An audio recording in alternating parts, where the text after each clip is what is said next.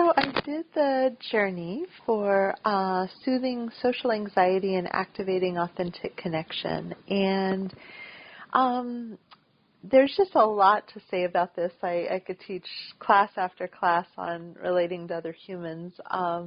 Sometimes I've said to my students, it's a lot easier to teach you how to do shamanic journey and talk to your guides than relate to other humans, because there are a lot of distinctions in order to do it well and sustainably and in a way that really supports you. And one of the things that I think is really useful to sort of look at when you're assessing the whole, social anxiety and relating to people and everything is that you kind of have two aspects of you that both have a really big vested interest in how things go with other humans. And so I'm going to break this down into human-animal, which is our instincts, our survival, our, reward and punishment chemistry, and then there's human spirit, which is the part of us that seeks meaning and expression.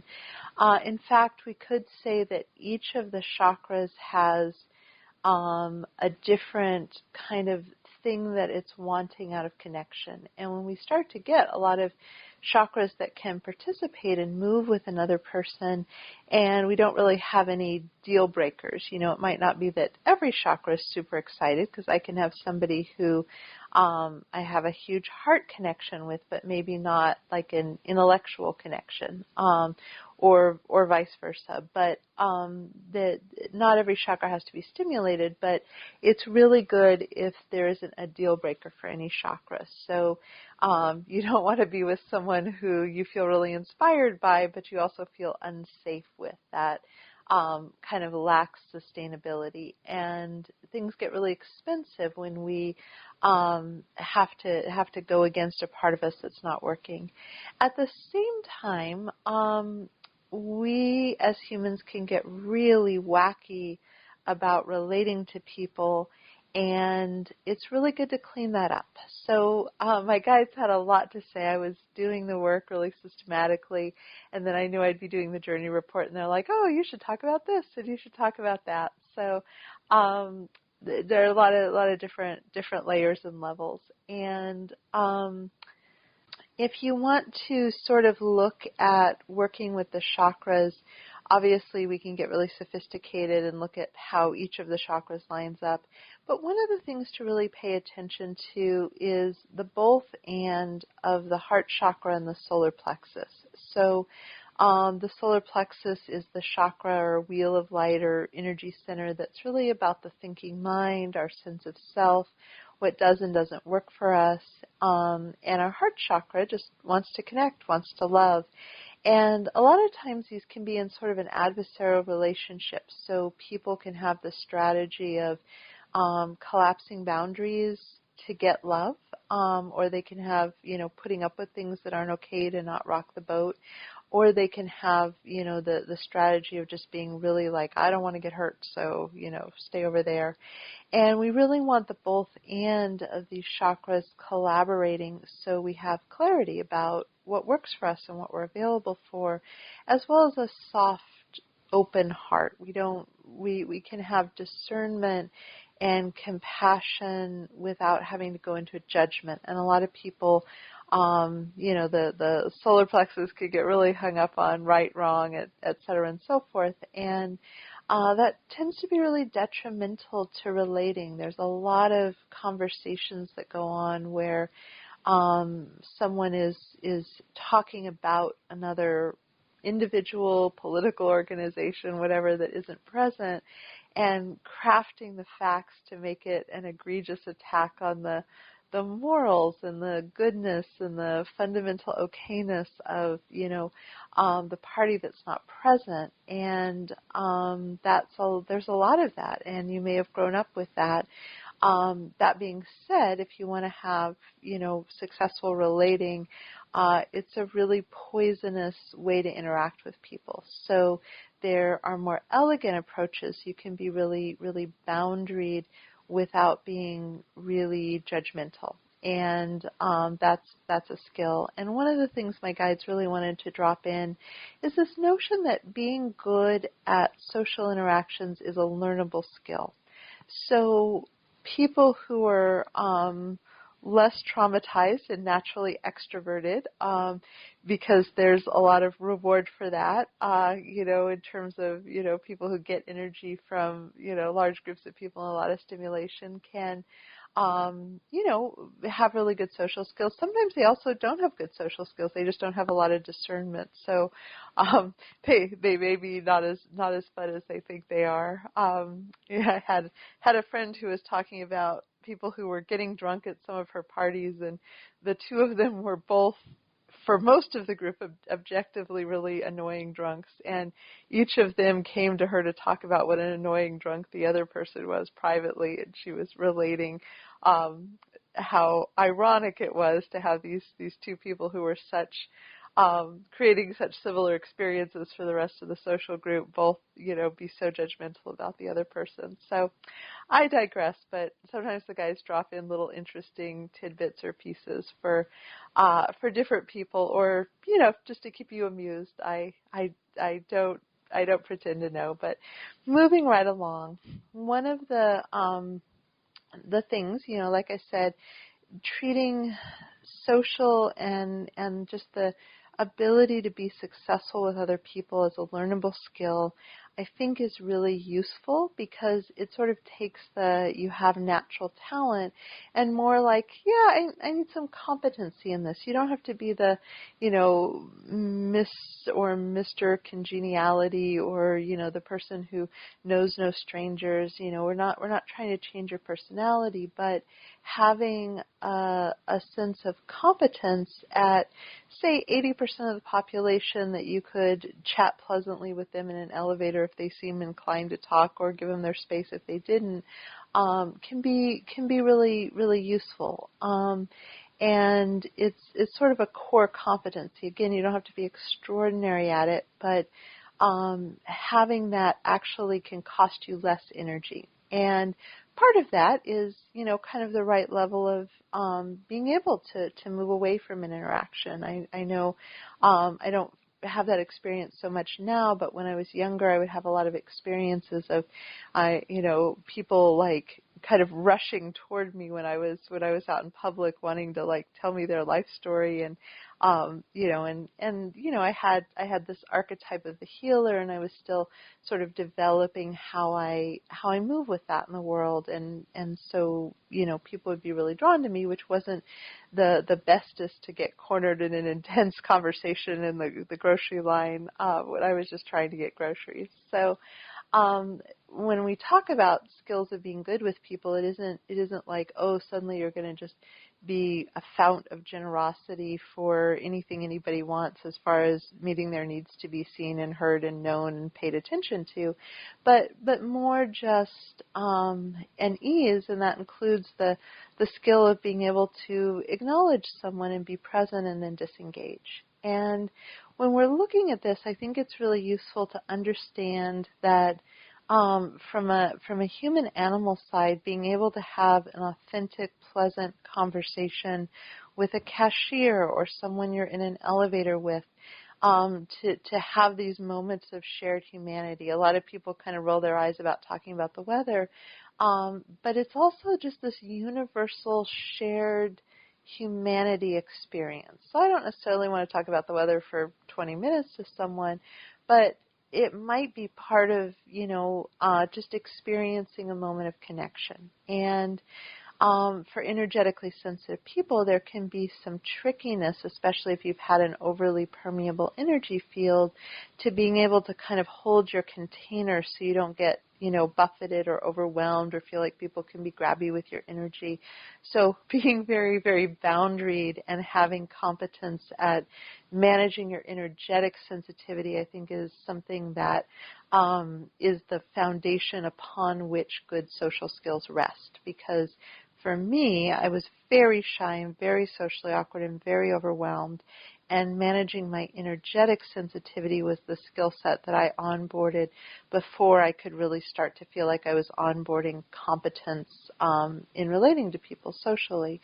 So totally random, but I have a extensive program in my academy. It's the Energy Body Illumination. So if you really want to delve deep into what I think are those core competencies of working with energy, that's a resource. But for this, one of the things the guides really wanted me to make sure I shared was one of the things that makes us so wacky about relating with other people kind of on all levels is this reward-punishment chemistry.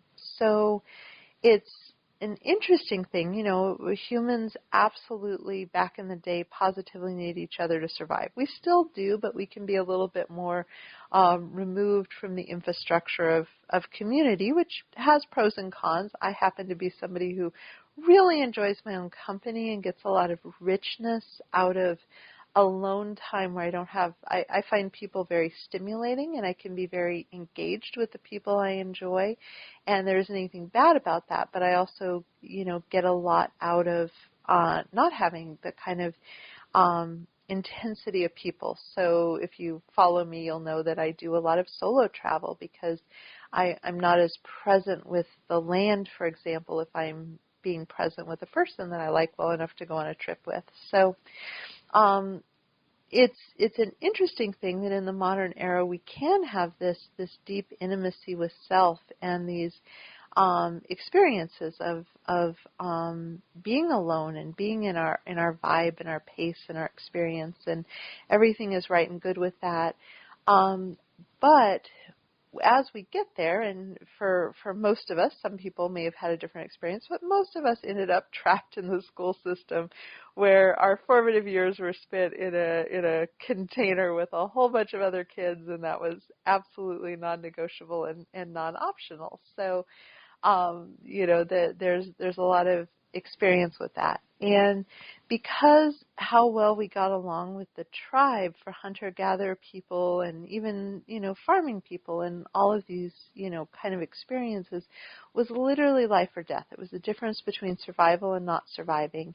And we, for better or worse, got very concentrated genes from the winners in the survival game, you know, the people who you know, weren't as successful and didn't survive. That's not the genetics we got. And it's useful to know that our survival chemistry, the punishment and the reward, has nothing to do with happiness, fulfillment, soul meaning, the depth and nuance of who we are as a person. It's just a real biological thing that happens to us that makes it feel really high stakes even with the most casual interaction. And it's useful to know that your social anxiety is going to be really amplified if you're sitting on big emotions. So if you're angry or sad or numbing emotions, your anxiety about how an interaction is going to go is going to go way up, because if you're already sitting on a lot of emotion, having that kind of additional chemistry dump one way or another feels really high risk for destabilizing a house of cards. Ideally, we aren't walking around with really heightened emotions. We have, you know, this ability to have things move through and to deal with them when they're more moderate. So again, it's a huge digression. I won't go into the whole, you know, incredible merits of, you know, being able to be skillful with your emotions. But if you're doing a lot of emotional numbing, or emotions are running high situationally, and you have a big emotional stack, you're going to have more intense reactions to things that are positive or negative interactions, and more vulnerability and more anxiety and more like, oh no, what if this goes wrong? And then the other thing that can really heighten the sort of reactivity is if your fight or flight is turned on. So if you're having anxiety, if you've got a lot of adrenaline and cortisol, your system already thinks you're in a survival threat. So if you get a negative or even an ambiguous social interaction, there's likely to be a big old chemistry dump. And we literally, you know, have a whole bunch of chemistry that makes us feel really good. We get a lot of reward chemistry if we get it right, and that's where people talk about, like, dopamine and such. I don't remember the exact chemical cocktail, but feel-good cocktails get released when you get a lot of likes on Facebook or Instagram, or you get a compliment, or especially if someone of high status notices you. Woo! Happy, happy brain. And then the other side of it is that the punishment chemistry, you get it wrong, people stare at you, you're weird, you have a social rejection, somebody snubs you. And I studied women's studies when I was in college. I minored. I got my degree in mechanical engineering, but I minored in women's studies, and I read a lot of Victorian literature as part of that. And the social, like one of the big social things was the cutting someone dead, which meant you just pretended that they didn't exist, like shunning, massively psychologically impactful. And it seems absurd to, be like, oh, you have violated some, rule of Victorian society, so we just walk past as though you aren't there. But really, really, really, super impactful. So and the reason is that our nervous system, is like, oh no, something terrible has happened, I'm going to die. And so because it's life or death, there's just a lot of chemistry that gets set up, and it makes us really weird and squirrely because we're trying to avoid pain and seek pleasure, and there's a lot of both to be had, disproportionate to the meaning or the value of interactions, because our hunter-gatherer brain has part of the brain, it's not all of our brain, but the hunter-gatherer part of the brain hasn't caught up to the fact that there are a lot of minor characters. If we were reeling off, there would be this huge, huge, huge section of extras, which is a barista we saw one time, or, all of these people that just aren't even important. But historically, that just wasn't the experience. You were in small communities. Everybody was a significant player and a player over a long period of time. So we get bad information. We get bad information from our instincts, and we get it in the form of pain and pleasure. And it's just really useful to sort of notice that, because, the more that we can sort of breathe through it and self-soothe and know that our chemistry is lying to us about the you're going to die, is really helpful in starting to be able to have more self-efficacy and have a more contemporary experience. And one of the things that for a lot of us our brains do when we're calm and minding our own business is to ruminate on social awkwardness. And some people's brains do this more than others, but we can really cringe about times when we were awkward or off. I happen in my geeky way to love musical theater, and there's a show called Crazy Ex-Girlfriend, pros and cons. It's there are times when it's very cringy, and there are times when I'm just delighted with the smartness and the nuance and the speaking to the contemporary human experience that I think it did in some really beautiful ways. But there's a whole musical number about doing the cringe, and it's like a Halloween song. It's about all these people remembering their moments of social awkwardness and just cringing to remember them. And our brain, again, is, trying to, oh, everything's okay. Let me, do some troubleshooting on things that might have threatened you in the past. So if you want to go deeper in this, I have a podcast on trauma where I talk about kind of what your brain is trying to do that's helpful, that ends up not being helpful to us. But coming around, the first energetic intervention was designed to do a lot of clearing of the energy that sort of built up around this craziness of us trying to, seek pleasure and avoid pain, which often has us doing really convoluted things and pursuing strategies that don't actually work. And a lot of people find that they want to, say, unwind people-pleasing as a strategy because of all the other ways it's not actually very helpful or sustainable and doesn't build authentic relationships. But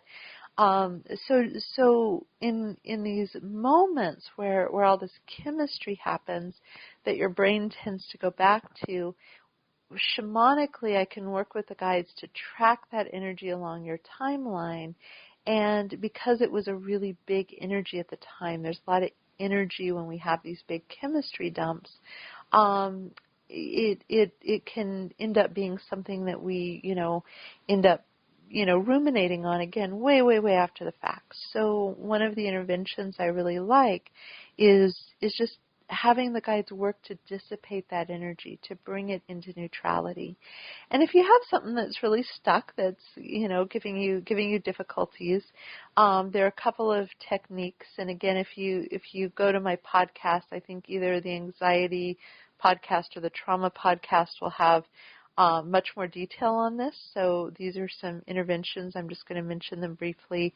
There's a fire ceremony. You can find it on the articles page of my website under the resources tab. And there's something called the transmutation breath, which I know a lot of you have heard me talk about. But if you haven't, I believe, either or both of those podcasts will have it. And it's just a good way to go in and do an on-the-spot version of this work that says, hey, this experience had a lot of energy built up around it, and what would it be like if we just dismantled that and got to neutrality, so we have more space for a contemporary experience. So the first energetic intervention as part of this was just going along the timeline and just helping to clear out those acute moments of social humiliation or misery or even low-level experiences. And then working through your energy field to just clear the structures that get created by this convoluted pain, pleasure, and, we're motivated by that. And what we really want to do is have compassion for the fact that, our biology lies to us about how high stakes a person that, is weird in an elevator one time might be. I'm not talking about, assault. I'm just talking about social awkwardness. But compassion for that and holding space for that, but really bringing human spirit and our sense of self and who we want to be in the world into the driver's seat, because it's such a relief. I mean, I just love that I'm not in junior high anymore, where you're so excruciatingly self-conscious and just feel like you're, both in the spotlight all the time and completely invisible, and both are terrible. And it's hard. It's hard when our brains are going through those developmental phases that really heighten this kind of thing. So cleaning that out gives you more opportunity to have a contemporary experience and to be really pragmatic. Like, hey, I think I would do well to onboard a few more social skills, to have in my back pocket some good ways to start a conversation with somebody that I actually want to be in, and this concept of rapport. The thing about energetic sensitivity is if it's unmanaged, it can be miserable in dealing with other people some of the time. But when you know how to work with it, you can actually create some really beautiful rapport with people, which is a really rich experience for both parties. So it can be your kryptonite or your superpower, just depending on the whole relationship to it. So moving right along, so after I did this sort of clearing and dismantling of old patterns and energy and pain, I worked with the guides, and incidentally, this doesn't, I can't go in and totally clean up the neural pathways if you've done a lot of ruminating, so that's where the transmutation breath or the fire ceremony are really good for activating neuroplasticity, so your brain just, gets rid of that record of greatest hits of humiliating moments. We really want to remove that from our brain. It's very doable, but, it's just not the default of what the brain's going to do on its own. That being said, you may just find that there are things that just, oh, wow, I'm not fussed about that anymore, which is wonderful. And then I just kind of worked with the guides to help support your interface to other people. And your interface to other people has elements of being really boundaried. So it's like, hey, your energy kind of stops at the edge of my auric field, and maybe we share some heart vibration, but there's an integrity to your own energy field, but then an ease with interface. As a former engineer, there was a lot of interface. You needed parts to fit together. You needed, this software to talk to that software. The two really cool, effective things that do neat things working together to do one bigger neat thing is a core part of, sort of engineering. So if we start from the premise of most people are pretty cool. Some people are awful. Get away from them as efficiently as possible in whatever way you can. But the majority of humans are stumbling through. They have their foibles. They have their beauty. A lot of people are coming from a really good place. You get to have discernment about, what you do with them. But the interface is kind of the way that you can relate to people. And it's partly a learnable skill, but it's partly an energetic thing that has you not having to change and them not having to change, but ideally you being able to still have a functional experience with them. Because one of the things that's really important, human spirit longs for meaningful connection, to be met, to have these deep experiences. But human animal just wants to know that they're in community and they're safe. And it's really interesting that loneliness is a predictor of early mortality up there with smoking a pack a day. That it's really detrimental. And when they talk about loneliness from a science-y perspective, from what I've been able to glean, they're not necessarily talking about, deep, profound, meaningful connection, although that can be part of it. But some of it, like if you just have a pleasant interaction where you get present with the cashier and don't treat them as an object but treat them as a person as you're in front of them having that experience, that can do a lot to sort of soothe the parts of us that could be afraid of being isolated or left alone, or just something as simple as that. So working to support the interface so you don't have to change the essence of who you are, but there's a way to be able to connect with people that is elegant and effective. So supporting that energy, and then bringing in more social guides for you. Guides are kind of interesting. We end up with a lot of, guides that help us who are ascended masters. So these are souls that were spending a lot of time meditating and, kind of maybe even relinquishing the full spectrum of human connections, and then beings that aren't in bodies. And when you don't have the human ego and boundaries and the veils of separation, being connected just isn't the complexity that it is. So they don't necessarily know how to support us. So it's a very specialized kind of guide that can be like, yeah, I can help humans, connect and relate with each other well. So I just added these into your team of guides, the guides that were available to come in to work with you. And no, I can't tell you their names or give you descriptions, but there were new additions to each of your teams that will really help to support you in this really important aspect of life, because there's a lot of the nervous system being regulated and the sense of soul fulfillment that are influenced by how we do with people. Also, success in the world. Likability is one of the biggest indicators of success, and I would argue that likability can be a natural quality, but it can also be something of a learnable skill. And when you're in a relaxed, authentic place and cueing people that, you see their beauty in a light, gentle, passing way, that just seems to work out really pretty well for, the sort of interface with other humans. So I worked with that, and then I worked with just really inviting in really aligned people, really aligned relationships. And I value aligned relationships at all levels. I value the people that I can blather about the really interesting shamanic dream that I had. And I also value the auto mechanic, who I know is really competent and really fair and really honest, and they're going to, we have a long-term relationship. They're going to make sure that my car is taken care of, and there's a success and a affinity there. And so this doesn't just have to apply to relating to a few people with whom it's really appropriate to go deep. It also just kind of across the board being able to, move through the world and work with people and have a certain ease with that. And I think that both are really important and valuable and worth cultivating.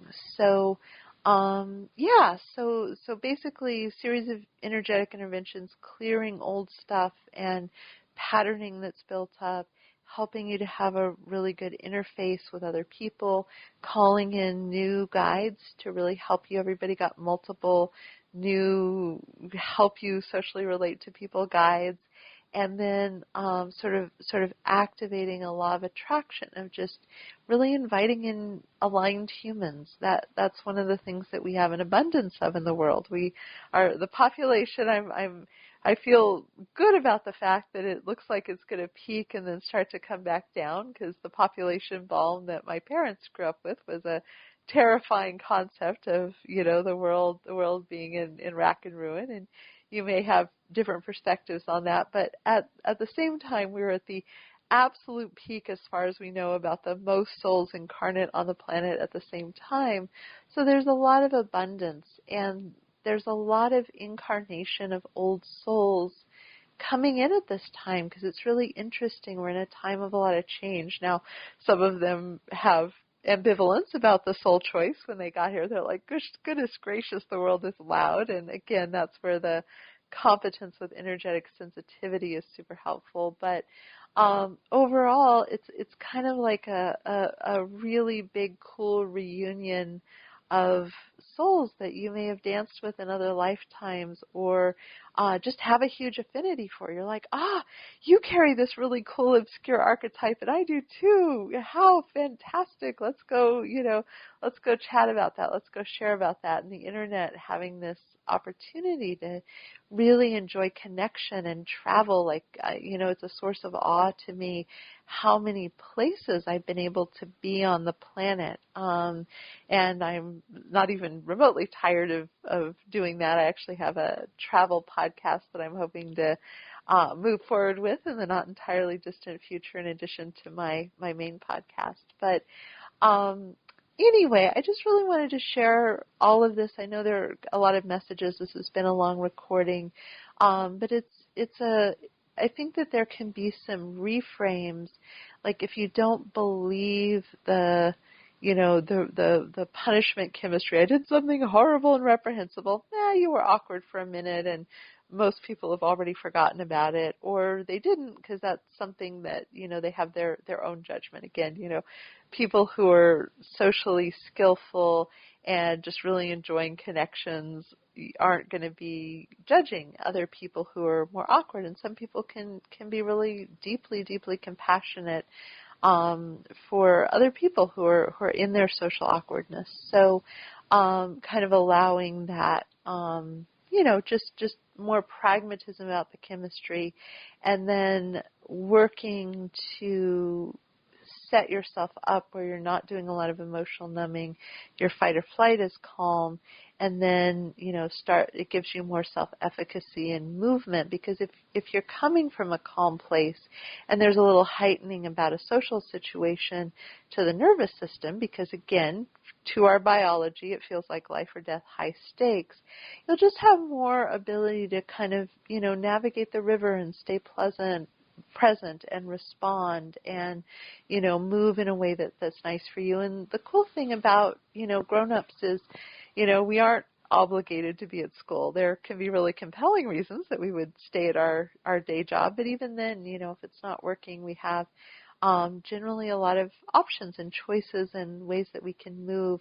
We aren't in that, like, your assigned seat is next to this person who's going to, put pieces of paper in your hair. Like, it's, we're not in that situation in the way that we were. And so updating ourselves to really take advantage of the freedom and the choice and the fact that we have a lot of ability to get away from and not interface with the people who are truly toxic to us, or just a really bad fit.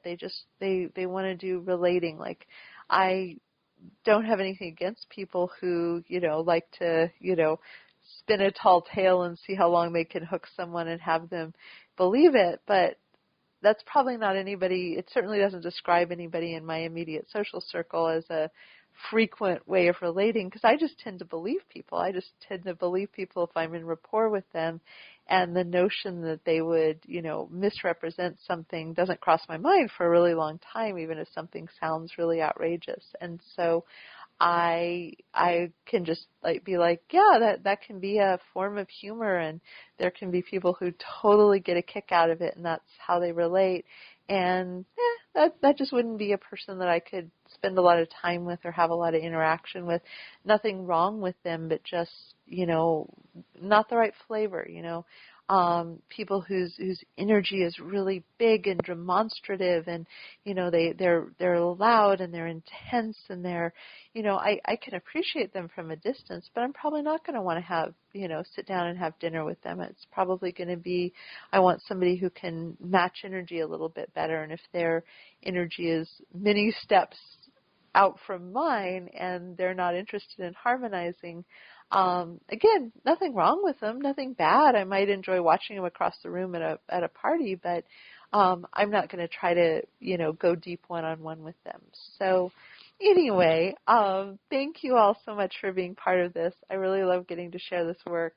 Before I started, I just really connected with what a difference better social skills have made in my life, because I was, dissociative. I was so overwhelmed as a child by other people's energy, and at 13, I desperately didn't want to, have to be, my parents would be like, sure, you can have a bag of chips. Here's $1. It was the 80s, the bag, or 90s by then, I guess. The bag of chips, was $1, but it was so anxiety producing to have the potluck of a complete stranger that I would have to interact with in order to go in and buy the bag of chips that I really didn't want to do it. I wanted my parents to go buy it, and I think it's completely legit that they're like, no, you have to learn to talk to strangers at least a little bit.